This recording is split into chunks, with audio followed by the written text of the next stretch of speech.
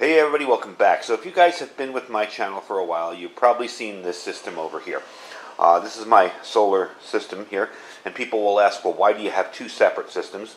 But what we're going to do today is upgrade the batteries here into a 200 amp hour.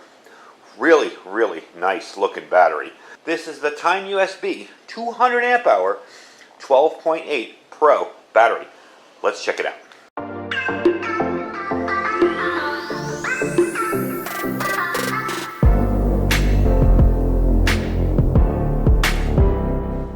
Alright, so the first thing off I want to do with this is unbox it for you and let you know. When you saw in the title it said affordable. Well, for LiFePO4 batteries, affordable is kind of a subjective thing. Yes, this is more affordable than 99% of the batteries that are on the market, but it's still a little expensive. They run about $684, okay? For good solar batteries, that's what you're going to pay. That's basically what you're going to pay. That or much, much more. So what we're going to do with this is we are going to set it up and unbox it and show you what's inside. So when you open it up, you're going to get a manual. And you do want to pay attention to this manual because it will tell you the levels of charge, float, bulk, all that. And you'll have to set up your charge controller. We'll do that probably off video, but I'll show you how to do it with my charge controller. But every charge controller is different. Some are intelligent, some will pick it up, and some need to be set manually, so that's what I'll have to do here. Next up, you'll get an operation guide with these little parts here are your terminals, basically, for your batteries. Okay? I'm going to open the top off here, take it off, and show you that big old battery in there. Now, I'm going to shut off the camera really quick so I can lift this out, and I'll bring you right back. Alright, everybody, so it's out, it's back. This thing is heavy. It's a little bit heavier than my other 200 amp hour, and that's because it has more power in it. A little bit more watt hours. I have to turn it around the side to remember, 2,560 watt hours. So it is a little bit heavier. However, LiFePO batteries, by their very nature, are much lighter than your standard traditional lead-acid battery. If this was a lead-acid battery, you'd be looking at something around 150 pounds. I can still lift this with one hand. I would say it's about 50 pounds. So it's definitely lighter, definitely more compact. It has its own 100 amp hour battery management system inside. 230 amp hours of usable capacity. So it's a really ideal deep cycle battery for what I'm going to be doing here. Now, some may wonder, I have 314 amp hour batteries here. Some may wonder why I'm putting a 200 amp hour battery in its place and losing that extra 100 amp hours of capacity. Well, I'll be honest with you, I've been playing around with these batteries for a while, and I have found that they drain so much less, and the power drain is more even on them. They seem to last a lot longer. The charge levels are a little bit higher, which is why you have to mess with your charge controller a little bit. And they seem to work better. So I'm willing to sacrifice that 100 amp hours for a decent battery, and this is a really nice battery. So that's why we're going to be pulling these guys out and putting this in.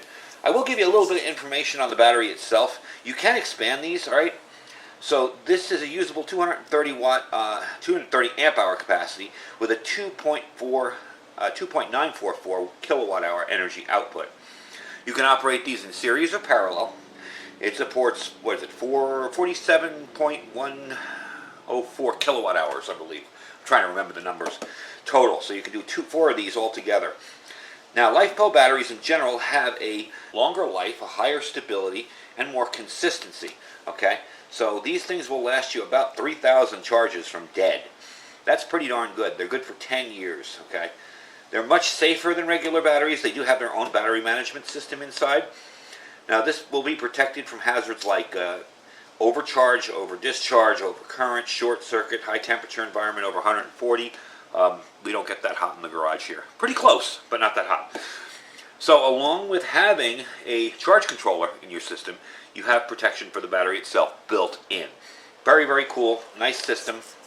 Gotta say, I really enjoy it. So what we're going to do today is I'm going to pull all this stuff out, and I'm going to be upgrading the wires that come off my charge control down to here. I have the new ones here. A little bit better, thicker wire. Because it's going to be carrying more current. I've already put the end connectors, my ring connectors, on the end. I just have to cut these off and put them in and screw them into the charge controller. We'll show you doing that. But the first thing I'm going to do is get these batteries out of here safely and carefully. When you're working with batteries, even something this small, please be careful. Make sure that you're grounded, make sure you're wearing gloves, make sure you're protected. Nice thick pair of rubber gloves will save your butt if you do make a mistake. You know, it's just like firearms. You know, if you follow all the rules, even if you have an accident, it won't be life-threatening. So let me get these batteries out of here, and we'll put this guy in place, and then we'll show you how to hook it all up.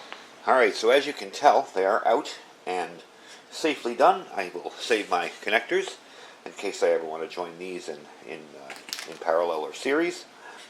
And I got a little bit of cleanup to do here because they're kind of dirty and old. We're going to replace that wire. I'll show you how to do that on a, this is Xantrex C60 inverter. I'll show you how to do that. And we're going to go from there. But first I'm going to flip this over, clean it up, maybe spray a little more paint on it, and we'll get going. Alright, so I had the panels disconnected from the charge control currently. I have just the negative lead off there because it's not good to put a load into a charge controller without it going somewhere else down below. So what you see in here is your positive and negative wires going down to the battery. I'm going to be changing them out for this gauge of wire. We're going to take those out now and put in the new one. I'm also going to take this all the way off. I just wanted to show you for the video. And then we will work with the float charges and the bulk charges and see about how well we can get this done.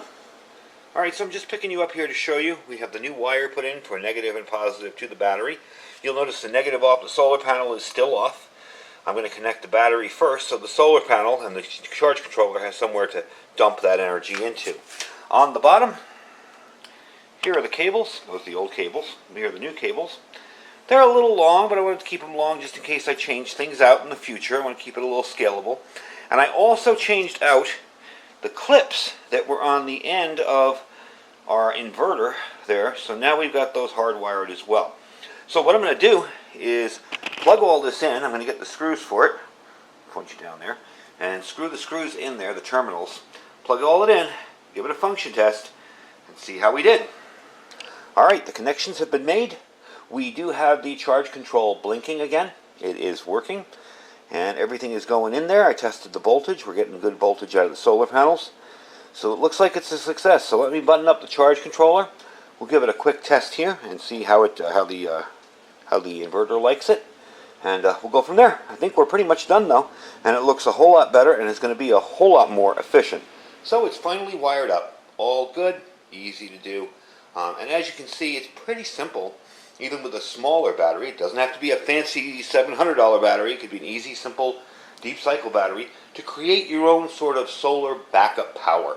I just have 200 watt panels on the roof for this system here into that Xantrex C60 inverter.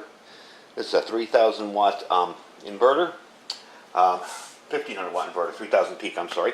And the Timeusb battery. Battery was very easy to deal with, easy to set up. I'd already charged it with a LiFePO4 charger, so it was up to charge already. We are noticing here we're getting a little blink. That means it is charging it. It's just getting started, so it's got a 1 on it. It will take it up to 14.4, which is okay for LiFePO4 batteries. That's where you're supposed to do it. Let's kick this on and see where it goes.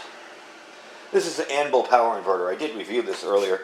We're at 13.1 right now. It's got a long way to go because I charged it up a few days ago. It's got a long way to go. So we're going to let that charge up and get ready to go. And I am pleased with my progress. I even cleaned it up a little bit and painted the, if you look down here, painted the surface down there. So I got rid of a bunch of cables. I had a much more secure connection on my inverter now, instead of just using these things hanging off the end. And I also have the caps on, as you can tell, so that my cats can now come out here. I don't have to worry about them stepping on one and then the other and getting shocked to death. So definitely feeling a whole lot better about this install. It was a whole lot of work. You probably didn't see it in the video. It's just tedious, you know, stripping wires and putting connectors on and all that. But well worth it. The battery is awesome. I can't wait to try this thing out and really give it a workout. You know, that's a whole lot of watt hours inside a battery. And as far as I'm concerned, it way outperformed what I had in there, which was just 3 lead-acid deep cycle batteries, the C27 ones. So I'm definitely happy with it. Definitely recommend it. And I do have a code for you. So if you want to save 3% on this, the code on the site, I'm going to give you the link. The code on the site is Iridium. Okay? So it's $684.99, so let's say $685. However, for a battery of this caliber, that's not expensive. They're usually in the $1,200 to $1,300 range. So that's why I've been trying out the less expensive 200 amp hour batteries just to test them out and see. And I'll tell you something. Right now, I'm waiting for an electrician to come. He should be here next week to fix my GFI outlet in the bathroom. And because in the bathroom, it also connects. When it doesn't work in the bathroom, it won't reset. I tried putting a new one in, it still won't reset. So with that, what happens is the outside here doesn't work. All the power out here doesn't work. So check it out. What's going on over here? I'm running my entire array of lights over there on my desk. You can see all the products that are coming up using this. And I've been using this battery here. So I got to say, definitely impressive. We tried it with this one. It worked very, very well. So I'm very happy. I'm really, really happy with it. About the only thing I'd add on to this is a power meter so I can keep an eye on my battery. And I do have a tiny one over there on the other side. I have to put it together. But definitely a good deal. You save 3% with my code Iridium. Link will be down below. Definitely check them out. They are definitely more affordable than what you generally see out there. So it's well worth the shot to look at it. Anyway, folks, thank you for watching. All of my links will be down below. Don't forget to check out our Amazon affiliate store, our freeze-dried wholesaler store. The link itself saves you 15%. Our preparewithiridium.com site. That is my Patriot supply site. We've got 2 deals going on there. 3-month kit, $150 off. 4-week kit of food, $50 off. And below that is our Thrive Life link down below there, our store. So definitely check them out. Anyway, folks, thank you for watching so much and going along on this journey with me. Stay safe and stay prepared.